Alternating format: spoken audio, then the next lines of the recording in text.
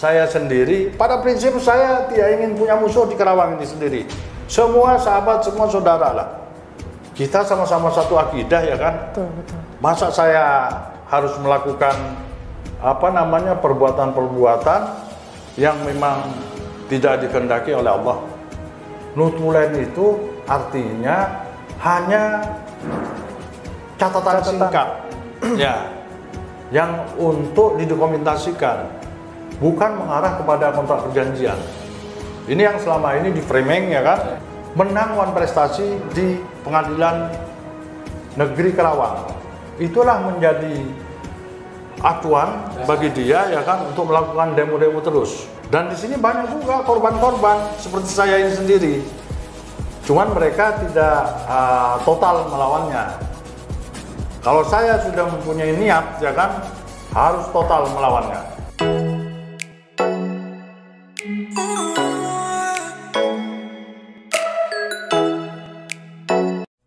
Assalamualaikum warahmatullahi wabarakatuh. Kembali lagi bersama saya Ega Nugraha Susanto di kanal YouTube Alexa Group atau alexapodcast.id. Nah, beberapa pekan terakhir ini ramai soal pemberitaan baik itu di media massa ataupun media sosial terkait sengketa pengelolaan limbah tepatnya di PT Hakapati di Kecamatan Ciampel, Kabupaten Karawang, dan sudah ada bersama saya untuk membahas permasalahan tersebut. Yang pertama ini kita perkenalkan narasumber di samping saya, Pak Haji Muhammad Toha. Beliau merupakan Direktur Utama PT Cahaya Mitra Utama atau CMU. Kemudian di samping Pak Haji Toha juga ada Pak Haji Muhammad Tommy, Bang Tommy, sampai biasa manggilnya Bang Tommy sebagai Direktur. Nah, untuk membahas hal itu, tapi sebelum kita jauh membahas duduk perkaranya Pak Haji Toha, ya. Sebelumnya kami ucapkan terima kasih karena kami dari tim Alexa Group sudah diterima di kantor PT CMU. Pak Haji Tommy juga terima kasih. Nah, untuk langsung saja kita mendengar penjelasan dari Pak Haji Toha sebagai Direktur Utama PT CMU. Pak, banyak masyarakat nih yang penasaran juga. Ya. Kemarin kan nama Pak Haji Toha nih lumayan jadi buah bibir nih, baik di masyarakat ataupun, tapi terutama di media sosial Pak Haji. Nah, masyarakat juga ingin tahu ini. Mungkin sebagian orang yang sudah banyak kenal, tapi banyak juga ternyata yang Haji Toha nih Madura, kan ramainya seperti itu. Nah, Pak Haji, kami dari tim Alexa ingin bertanya, sebenarnya duduk perkara permasalahan sengketa pengelolaan limbah di PT Hakapati itu dulunya seperti apa sih Pak Haji? Ya, terima kasih saya ucapkan kepada tim Alexa yang telah datang di tempat kami. Tentu saja pada tanggal tanggal 13 ya Agustus 2024 ini, hari Selasa tepatnya ya, saya akan menjelaskan duduk persoalan ya kenapa ini diributkan, kan seperti itu ya kan. Jadi PT Hakapati ini sejak awal mereka itu sudah melakukan kontrak perjanjian dengan PT Cahaya Mitra Utama milik saya, ya, sejak tahun 2014. Ya. Sebelum produksi dimulai, masih taraf pembangunan, itu saya juga sudah banyak membantu PT Hakapati itu sendiri ya. Bahkan dari penanaman pohon ya, dari pohon mangga, pohon nangka ya kan, dan lain-lain, itu memang saya datangkan dari Majalengka dan sekarang itu sudah berbuah tingginya gitu lah. Itu salah satu kenangan ya kan dari saya, karena pembedanya itu nggak mau ditanamin bunga-bunga, tetapi ditanamin pohon yang bermanfaat ya, dan itu juga diberikan kepada juga karyawan yang ada di PT Hakapati itu sendiri gitu lah. Nah, kemudian PT Hakapati itu waktu itu sedang membangun dan saya punya tanah di sana. Kebetulan saya uruk ya kan, bergandengan tepat dengan PT Hakapati itu sendiri. Jadi saya istilahnya punya saham di sana. Makanya nanti saya akan berikan plang di sana ya kan, bahwa tanah itu adalah milik Haji Toha. Kan itu. Milik PT CMU atau Haji Toha? Ya, itulah kira-kira. Sehingga siapapun yang akan masuk ke pekarangan itu ya kan, nah, itu akan dikenakan pasal 167. Masukin pekarangan tanpa izin ya itu bisa ada sanksi pidananya, itu merupakan kejahatan. Kalau itu satu orang 167. Tetapi kalau banyak orang ya kan bisa itu 2357 bisa ya kira-kira seperti itu. Sanksi hukumannya lebih berat lagi.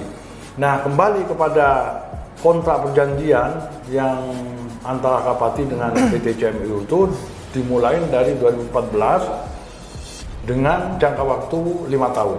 Nah, kemudian tanpa ada hujan dan angin istilahnya ya kan, tiba-tiba kontrak perjanjian ini saya sudah diperpanjang. Laskar NKRI ini dengan Suparno ini datang dengan berdemo seperti itu ya kan. Nah, pada waktu itu ya saya sendiri belum mempunyai ormas gitu lah, sehingga ya saya ngalah aja kan seperti itu. Akhirnya 2 kali demo tanpa dihadirin oleh saya, dan oleh perusahaan memang tidak boleh saya hadir. Ketiga kalinya itu dia demo ya kan, baru suruh menyelesaikan gitulah. Akhirnya saya teleponlah Suparno itu bertemu di... Punten Pak Haji, tepatnya tahun berapa itu? Tahun 2019. Oh, 19. Tepat 5 tahun habis kan kontrak? Ya, 5 tahun habis. Tapi itu pun juga sudah diperpanjang gitulah. Nah, karena risih dengan adanya demo seperti itu ya kan, akhirnya ya, saya menyelesaikan demo itu di Rumah Makan Kabayan. Rumah Makan Mangkabayan. Di sana sudah disediakan 100 orang lah kira-kira dari 8 ormas yang ada pada waktu itu, dan banyak saksi-saksi yang memang mengetahui gitulah. Ya akhirnya mau tidak mau ya kan, mereka membuat surat perjanjian tanpa sedikit pun saya revisi, karena ancamannya mereka itu mau demo kan begitu. Nah, itulah salah satunya dengan permintaan itu per kilo 400. Ya, saya nawar 50, 100 itu nggak dikasih. Kira-kira begitulah. Ini adalah salah satu bentuk pemerasan gitulah. Jadi kalau seandainya Suparno bilang bahwa itu normal-normal saja, seolah-olah dia mengajukan permohonan untuk pengelolaan limbah ke Akapati, itu bullshit. Mereka itu diterima oleh Akapati, ya itu hanya merupakan tekanan yang membuat personel Akapati itu ketakutan. Sehingga disitulah mungkin mereka suruh presentasi. Dan kemudian dicatat, itu namanya notulen. Ya, notulen itu tidak ada implikasi hukumnya. Notulen itu artinya hanya catatan singkat, ya, yang untuk didokumentasikan, bukan mengarah kepada kontrak perjanjian. Ini yang selama ini di framing ya kan oleh Suparno. Ya, nah, ini tolong masyarakat luas ini perlu mendengar juga keterangan dari saya bahwa keterangan Suparno sama sekali tidak benar, gitulah. Ya, jadi salah, tapi seolah-olah di framing itu benar, gitulah. Itu satu. Kemudian yang kedua adalah menang prestasi di Pengadilan Negeri Karawang. Itulah menjadi acuan bagi dia ya kan untuk melakukan demo-demo terus. Ya. Intervensi. Nah, intervensi ya. Jadi putusan di Pengadilan Negeri Karawang itu tidak boleh dibuat acuan seperti itu. Jangankan putusan itu sudah keluar, sidang sedang berlangsung aja di Pengadilan Negeri Karawang itu dipenuhi oleh Laskar NKRI, gitulah.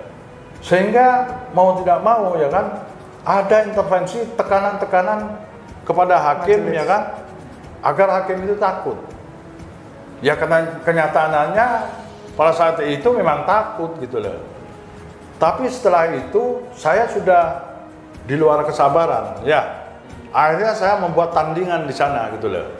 Masih 2019 kan? 2002 ini berjalannya sidang. Iya, gitulah.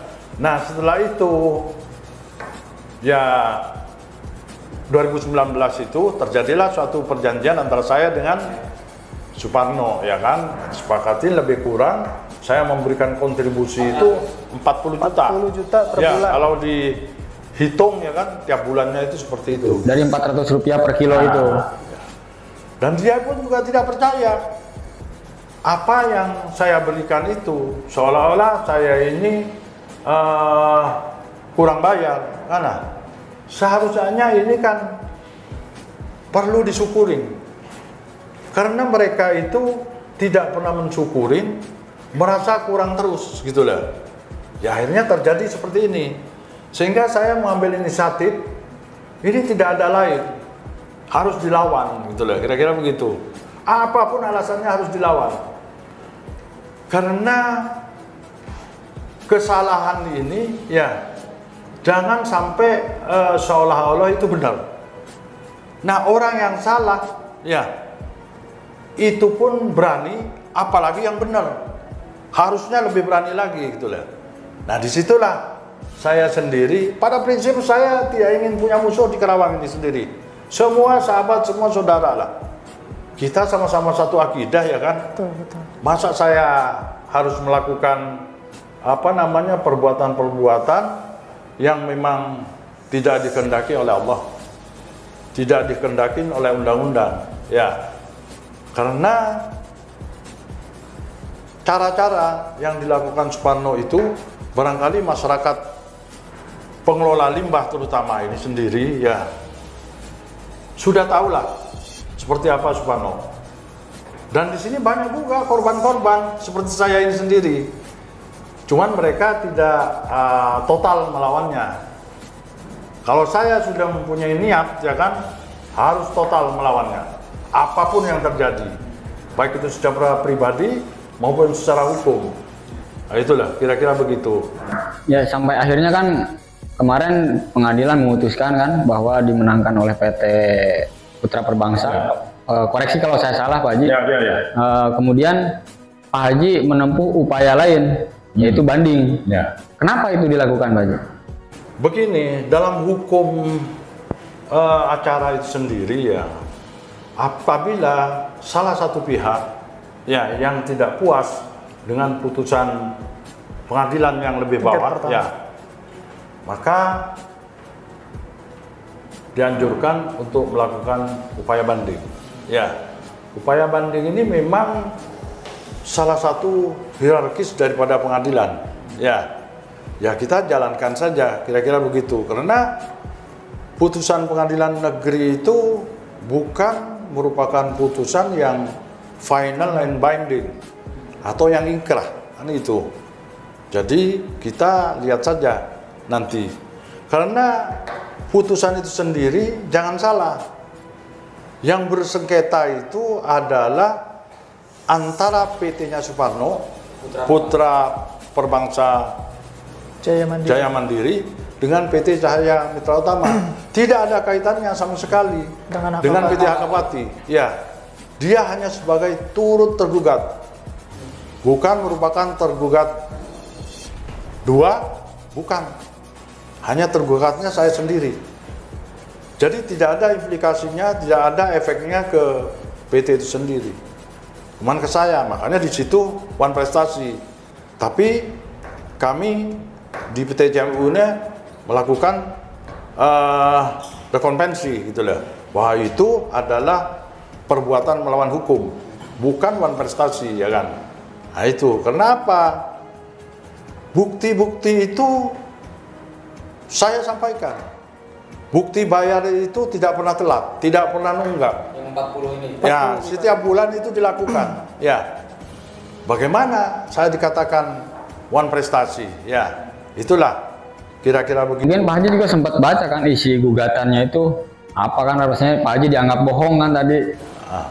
Ya itulah, menurut pendapat dia kan begitu. Nah kebohongannya itu dibuktikan dari mana? Data yang dia peroleh itu dari mana?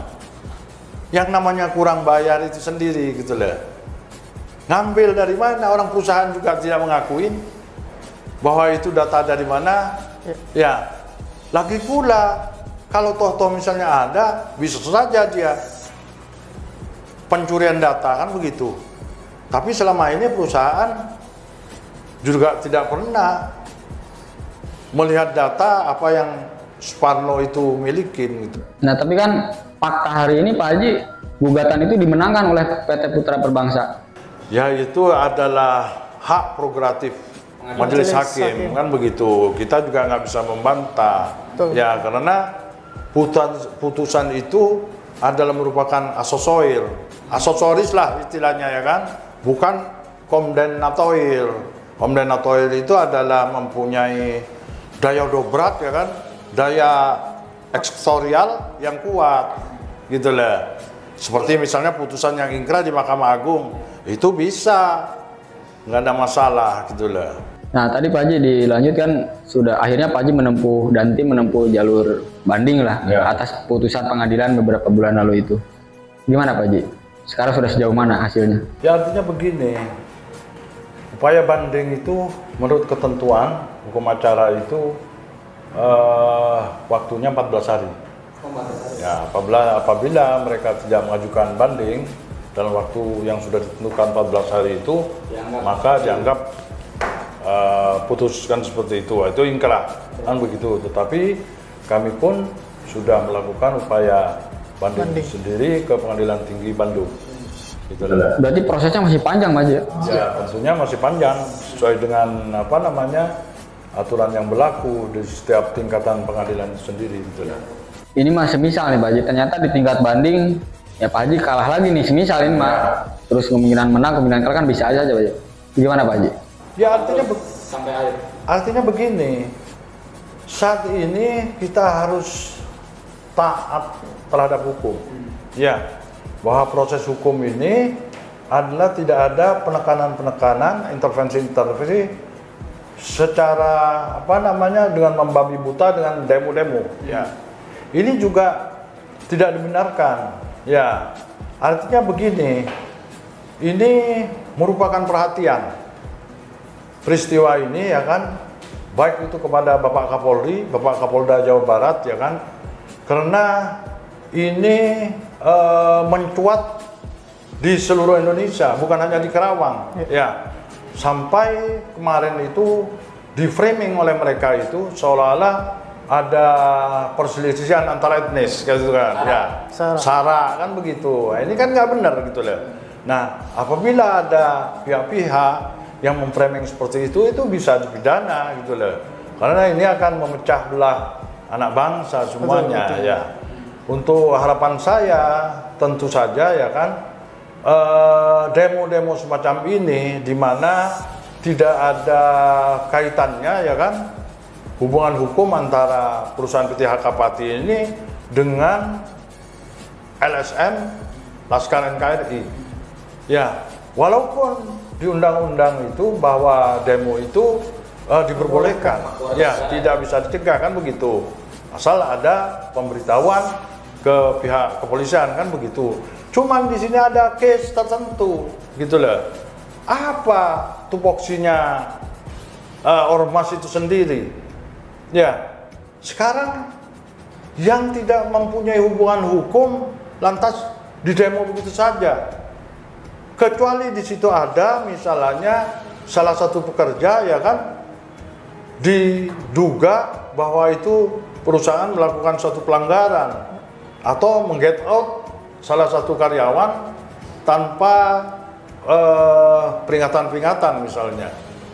Karena ada kaitannya dengan disnaker, boleh. Ya, kalau ini bisnis dengan cara-cara haram ya kan yang dilakukan oleh Suparno ya kan, nah, ini kan nggak bener gitu loh. Jadi jangan salahkan kalau kami ibaratnya punya rumah, punya sawah ya, lantas kami mau diacak-acak kan gitu loh. ya wajar kalau kami mengadukan perlawanan gitu lah. Betul, betul. Bukan karena saya ini orang daerah lain, setelah itu menyeret-nyeret karena saya punya pekerjaan di daerah sini misalnya. Itu nggak ada. Orang yang ngomong seperti itu tuh zamannya Belanda dulu gitu lah. Kalau sekarang orang NKRI ini satu gitu lah. Mau kita mau kerja di Papua, di Jambi, di Sumatera dan lain sebagainya boleh ya kan. Kalau toh misalnya persaingan bisnis ya lakukan secara legal dengan persyaratan-persyaratan yang ada, bukan dengan tekanan-tekanan dengan cara demo nakut-nakutin perusahaan. Ini sangat disayangkan. Ini perusahaan asing, perusahaan Jepang, ya. Kalau terus-menerus di demo seperti ini, ya kan, mereka itu bisa saja hengkang dari Bumi Kerawang yang telah juga banyak memberikan manfaat, ya. Mereka taat bayar pajak. Ini kan suatu keuntungan bagi daerah, gitu loh.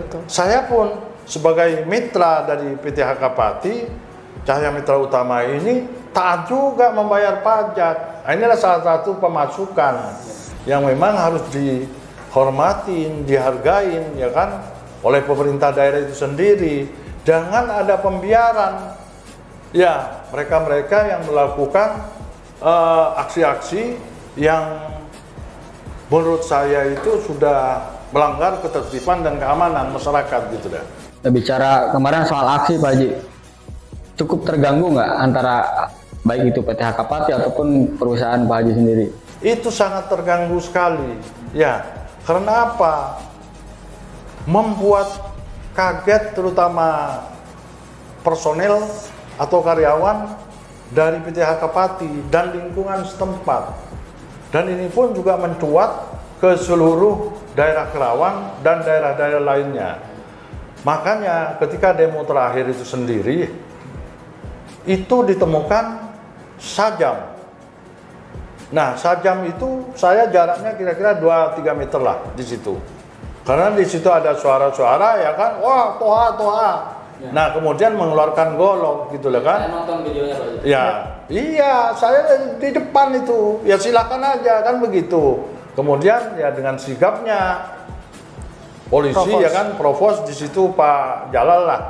Ya, diambillah barang bukti itu sendiri berupa golok yang masih ada ininya gitu lah kan. Nah, ini kemarin tanggal berapa? 12 hari Senin 2004 itu 2004 saya ke Mapolres Kerawang untuk melaporkan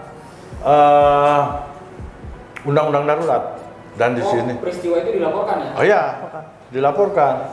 Jadi menurut ketentuan Undang-Undang Hukum Pidana itu sendiri, pasal 2 ayat 1 nomor 8 tahun 1951 ya kan, barang siapa yang membawa sajam tanpa hak, ya, di mana mengakibatkan orang teraniaya atau menghilangkan nyawa orang, maka diancam dengan hukuman 10 tahun.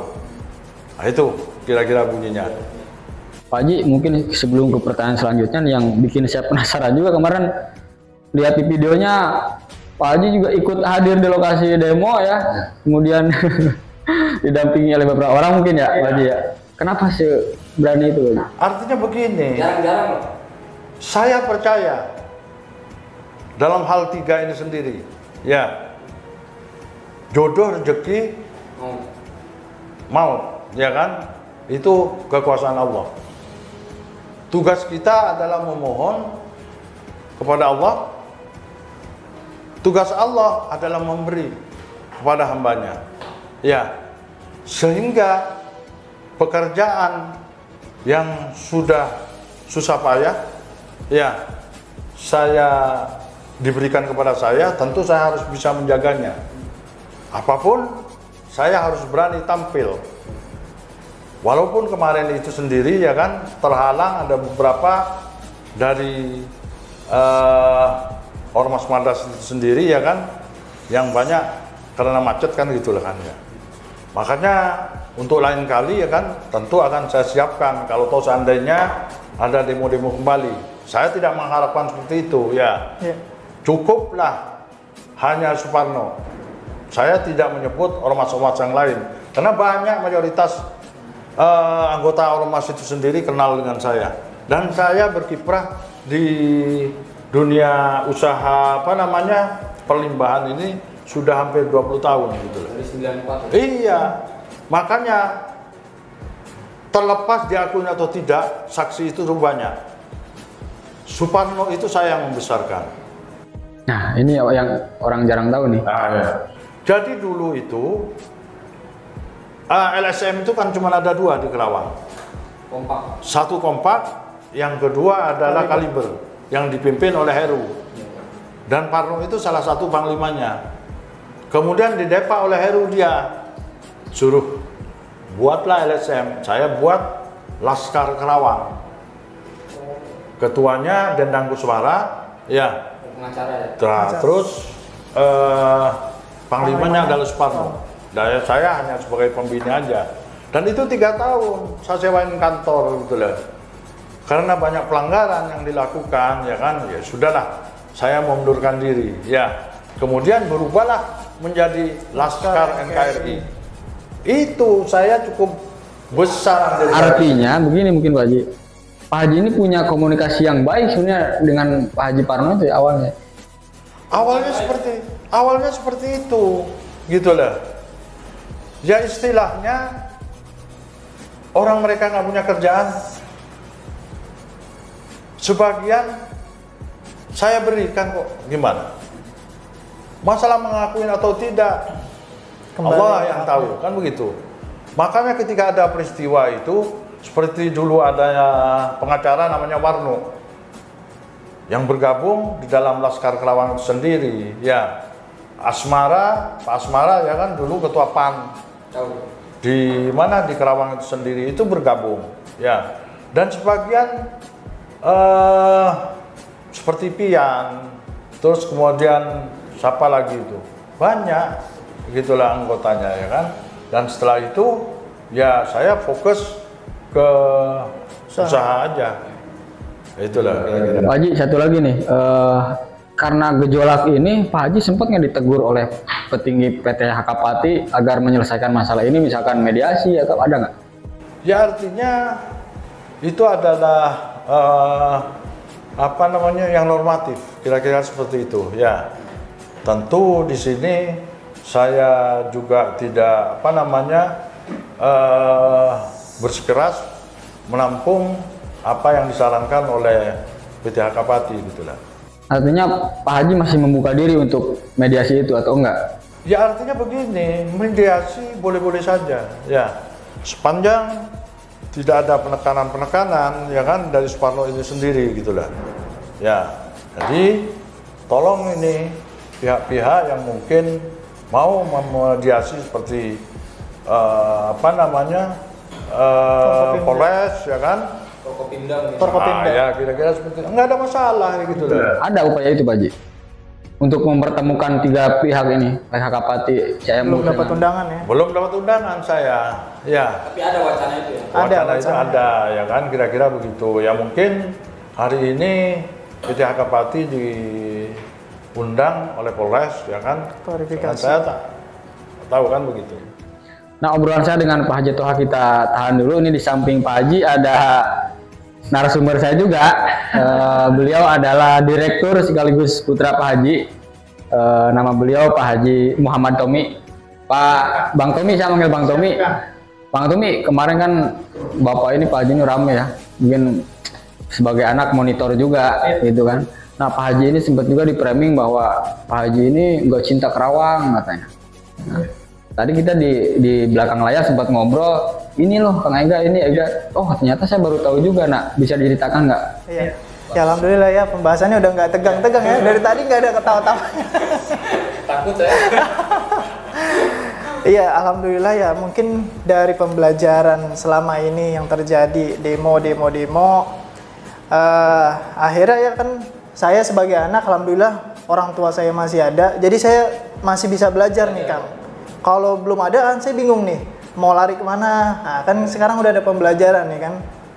Alhamdulillahnya dengan kejadian kemarin kita tahu nih mana yang teman, mana yang lawan, mana yang dua kaki dan sebagainya, itu kita paham lah.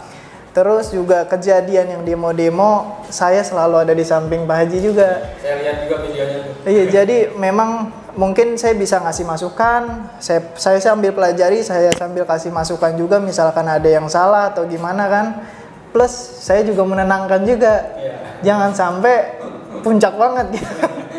Memang ada satu yang memang kemarin yang kelewat gitu kan. Setelah itu saya harus selalu di samping Baji untuk menahan emosi. Udah cukup kemarin saja.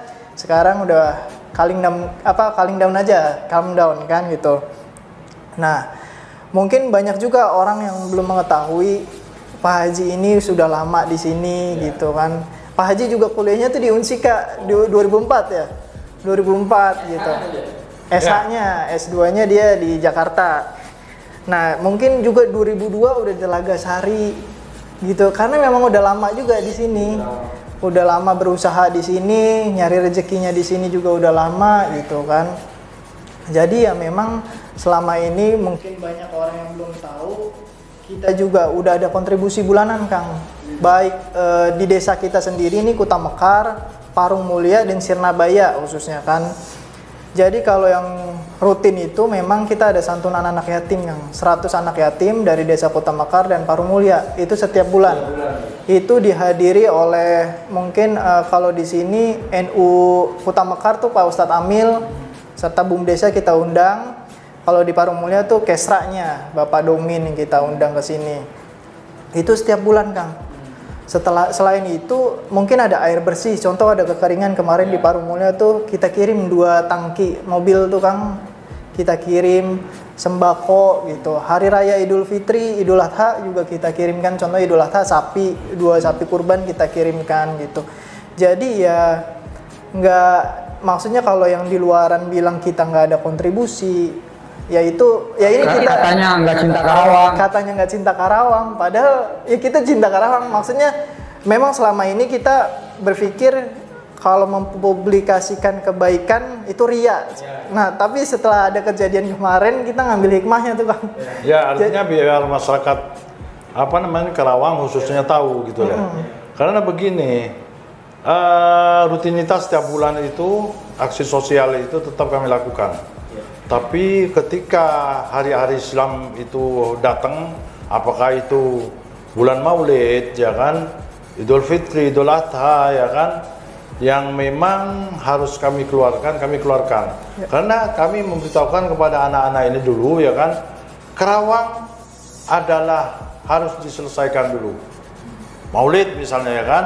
Nah, anak-anak ini di rumahnya juga, ya, di gudang juga harus, baik itu di Suracipta maupun di Telaga Sari, Kalibaya, ya kan, di Purwakarta pun juga seperti itu. Baru setelah itu di Jakarta, baru setelah itu di kampung saya Madura gitu lah. Nah, itulah. Sebelum Madura Karawang dulu ya. Harus Karawang dulu, ya kan. Kenapa?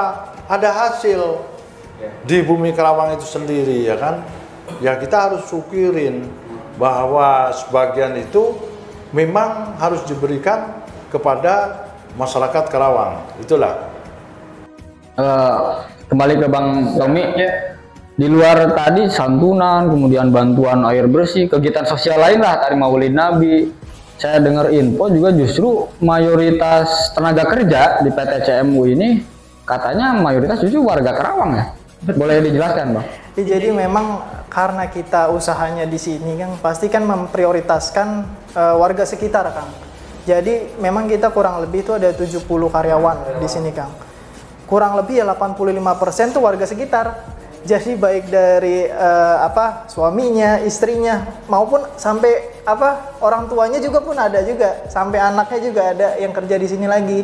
Ya paling sisanya 15%-nya ya warga Purwakarta, Cirebon, Madura dan sebagainya. Jadi yang memang kita memperdaya gunakan warga masyarakat sekitar lah untuk bekerja di perusahaan kami ini. Ya mungkin kan kayak di perusahaan ada tenaga profesional tertentu yang tidak ada di Karawang, begini tuh Pak Haji ya. Kita pakai orang Cirebon, orang Madura begitu kurang lebih ya. Saya kembali ke Pak Haji nih, Pak Haji sebelum ditutup, saya ingin bertanya sedikit di luar duduk perkara permasalahan yang sedang viral nih Pak Haji. Saya tadi sempat ngobrol dengan Bang Haji Tommy. Saya cerita sih, Bang, dulu Bapak sebelum sukses seperti ini dulu apa? Sempat cerita, tapi saya pengen keluar langsung dari mulut Pak Haji nih. Katanya Pak Haji dulu sempat dagang obat. Obat ular apa? Obat ular itu kemudian Kesehatan. iya kesehatan kan, obat herbal mungkin ya. Terus jadi supir taksi. Wah, kaget juga saya. Iya katanya Kak, nggak boleh diceritain Pak Haji. Sedikit intermezzo. Artinya begini ya. Saya ini termasuk pekerja keras. Kelihatan. Ya. Saya tidak ingin punya keberanian untuk merampok. Itu saya jauhkan gitu lah ya. Tapi yang penting bagaimana saya bekerja itu dengan cara yang halal. Saya pernah jadi salesman. Obat atau apa? Asuransi. Oh, asuransi. Ya, pernah saya jalankan. Di mana? Di Jakarta ada yang namanya, ya tidak boleh saya sebutkan gitu kan namanya, karena ini takut promosi ya kan, melanggar kode etik kan, kayak enak gitu lah.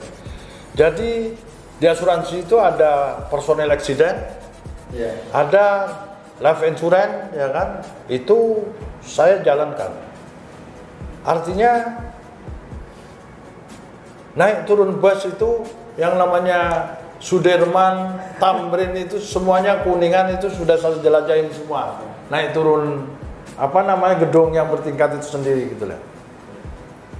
Jadi di situ saya jalankan. Yang penting punya semangat bagaimana anak istri ini. Oh berarti waktu itu sudah menikah? Waktu itu sudah menikah, tapi pada waktu bujangan saya lebih aktif di film. Gitulah. Dulu salah satu waktu TV hitam putih itu ya. Ya, TVRI. Itu TVRI, TVRI tunggal itu belum ada yang lain-lain. Itu sering saya mengisi namanya TV Play. Kalau dulu TV Play, kalau sekarang sinetron. Oh, pemainnya? Luar biasa. Kemudian sering mengisi juga drama remaja. Ya, kalau mau maghrib tuh, itu saya mengisi di situ. Terus kemudian Dapat honor. Frahmin, ya kan, member agama Islam. Itu saya sering mengasih. Ya tentu, udah honor. Kadang-kadang syuting di studio, kadang-kadang di luar kota. Berarti waktu itu kalau gak ada lah Pak Haji ya, apa aja yang bisa menghasilkan uang selama halal kerjakan. Ya, artinya waktu masih muda itu kan tidak tidak fokus untuk masa depan, tapi bagaimana saya bisa terkenal, itulah salah satunya gitu. Sehingga bergabunglah dengan waktu itu Ratnu Timur ya kan sebagai ketua Parvi. Saya masih ingat sering berkumpul dengan almarhum Sofan Sopyan, Widiawati ya kan. Oh, Widiawati. Iya, almarhum Toro Margen itu kalau iya. Supaya ceweknya itu si Lydia Kando, Eni Beatrice itu teman semua itu gitu lah. Toro Margen. Iya, Toro Margen orang Tegal itu kan. Nah, itu sebagai sutradara juga salah satunya. Kalau di TV itu dulu untuk sutradara TV kan itu beda ya kan. Ada di situ masih ingat Vicky Dayat ya kan. Nah, suaminya Ida Leman itu Bang Erwin. Nah, itu kenal akrab dengan saya gitu. Saya malah belum tahu sama sekali orang-orangnya. Saya tapi sebagian yang disebut saya tahu. Kebanyakan enggak. Masih dulu zamannya video itu kan. Ya. Jadi ketika rekaman itu baik di studio maupun di luar misalnya, itu kami punya rekaman dengan video. Setelah itu kan diganti CD. CD gitu kan. Atau kaset, awalnya kaset kan? Iya, itu CD. Luar biasa. Jadi banyak saya kalau syuting itu sampai ke Jogja, Tegal, Jawa Barat, Sukabumi itu gitulah. Ya begitulah sedikit pembahasan di luar perkara yang lagi panas Pak Haji. Ternyata ada kisah luar biasa di balik perjuangan Pak Haji menjadi orang sukses seperti sekarang. Jadi inspirasi. Saya supir taksi itu pernah. Waktu itu presiden taksi masih ada itu kan. Ya nyerep-nyerep. Kalau toh misalnya siang ya jadi sales ya kan. Malam nyerep gitu kan. Ya bagaimana caranya supaya anak istri ini bisa makan? Itu setelah nikah. Kalau waktu bujangan ya seperti itu tadi gitu deh. Kemudian yang penting dapur ngebul gitu. Sempat di Astra juga saya jualan mobil. Sales. Iya, sales Barossa itu kan. Jadi sampai sekarang untuk di Astra itu masih alumni-alumni ya kan. Kalau di Astra itu ya paling tinggi kami kan kepala cabang. Sebelum kepala cabang kan supervisor kan seperti itu ya kan. Nah teman-teman sampai sekarang masih kontak walaupun sudah pensiun ya kan. Ya siap. Nah demikian nih, tapi sebelum saya tutup, saya juga ingin mempersilahkan kepada Pak Haji Muhammad Toha sebagai Direktur Utama PT CMU untuk memberikan apa pesan ke masyarakat Karawang, Pak Haji, sebagai closing statement, kemudian dilanjut dengan Pak Haji Tommy. Anggap Haji. Terima kasih. Saya hormat kepada masyarakat Karawang ya kan, dan saya sangat mencintai ya Karawang ini adalah merupakan berkah bagi saya, sehingga saya berprinsip seperti apa yang dikatakan oleh pepatah Melayu ya kan, di mana bumi dipijak di situ langit dijunjung ya. Oleh karena itu saya harus mengerti betul ya lingkungan setempat itu ya, karena kalau kita lihat banyak masyarakat itu yang memang tidak punya, dan kita sebagai manusia yang ada kelebihan pantas harus memberikan gitu deh. Saya paling tidak tega dimanapun saya berada ketika bertemu dengan orang, misalnya lagi nyonggol karung, kemudian dia duduk ya kan dengan termenung, saya mempunyai perasaan orang ini nggak punya uang, nggak punya belanja, atau tidak mau makan. Itu saya dengan spontanitas itu harus memberikan gitu lah. Apalagi di Karawang ini sendiri ya kan. Coba kalau kita lihat di desa-desa, di pinggiran-pinggiran itu banyak orang yang nggak mampu gitu lah. Nah ini yang perlu diperhatikan. Karena sekarang itu ada Basnas, ya, Badan Amil Zakat. Itu biasanya mereka mencari ada yang bedah rumah atau dan sebagainya ya kan, orang yang tidak mampu ya. Silakan hubungin saya aja, saya akan membantu ya kan sekuat tenaga saya. Ya, jikalau ada anak yatim misalnya yang memang ibunya itu tidak mampu, ya, untuk mencekolkan anaknya, untuk makan ya kan, saya sangat peduli. Ya, tetangga yang memang tidak bisa makan datang kemari, ya saya bantu. Karena apa? Jangan membantu orang jauh ya kan, ketika tetangganya kelaparan.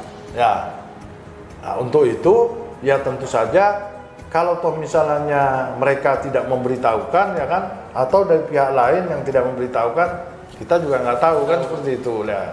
Nah ini harus dilakukan secara tulus dan ikhlas, karena Allah lah kita yang tahu ya kan, mengharap ridho Allah semuanya. Karena untuk di dunia ini apa sih yang perlu dibanggakan? Nggak ada. Kita punya mobil merek ini dan lain sebagainya, itu hanya fasilitas dari Allah, tidak untuk sombong-sombongan gitu lah. Ketika kita tiada ya kan, nggak akan dibawa itu harta mati semuanya gitu lah. Sudah beralih kepada anak istri ya kan? Kalau anak itu sanggup menjalani apa yang kita inginkan ya kan, paling tidak kita harus memberikan didikan ya, dan seperti anak yatim ya kan. Nah sebelum anak yatim ini sendiri ya kan, keluarga kita ya ada yang tidak mampu ya kan, itu dibantu dulu. Orang yang terdekat dulu, saudara dulu, baru ke anak yatim, kaum duafa dan lain sebagainya itu lah. Ya itu kira-kira seperti itu. Terima kasih Pak Haji. Enggak dilanjut Pak Haji Tommy. Ya mungkin mau menambahkan apa yang dibilang Pak Haji tadi. Jadi mungkin tadi Basnas sudah disinggung, boleh insya Allah Basnas silakan datang ke kantor kami. Sebenarnya kita sempat menghubungi Basnas Karawang juga ya, lewat Instagram, tapi belum terjalin lebih lanjut karena beliau ini adalah salah satu donatur tetap yang sudah tersertifikasi di Basnas Kabupaten Sampang Madura. Oh, di Madura ya. Donatur tetap. Jadi karena saya melihat beliau di Sampang seperti itu, kami juga pengen nih sebenarnya di Basnas Kabupaten Karawang ini sebagai donatur tetap untuk menyalurkan apapun di Basnas. Yang penting tersalurkan lewat Basnas gitu. Jadi paling satu prinsip Pak Haji yang diterapkan oleh kami, terutama saya dan keluarga saya, kakak-kakak saya, rezeki yang kami terima ini harus disalurkan kepada orang-orang sekitar. Jadi alhamdulillah memang, jadi setiap bulannya kita juga menyalurkan rezeki apa yang kita dapat. Ya adik-adik atau anak-anak yang memang setiap bulannya ke sini itu pasti menerima gitu Pak. Jadi insya Allah yang mengenal Pak Haji Toha ini seperti apa, insya Allah sudah tahu karakteristik dan CSR-nya Pak Haji Toha itu seperti apa sudah tahu. Nah demikian obrolan mungkin singkat saya dengan Direktur Utama PT CMU dan Direktur Pak Haji Muhammad Toha dan Haji Muhammad Tommy. Sebelumnya terima kasih Pak Haji sudah menyempatkan waktu ngobrol-ngobrol. Mudah-mudahan komunikasi kita lanjut. Kapan-kapan kita bisa meliput kegiatan sosial Pak Haji dan perusahaan. Terima kasih.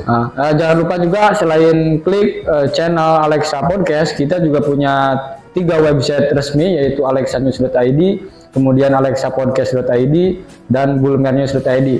Terima kasih atas tontonannya. Mudah-mudahan bermanfaat. Assalamualaikum warahmatullahi wabarakatuh.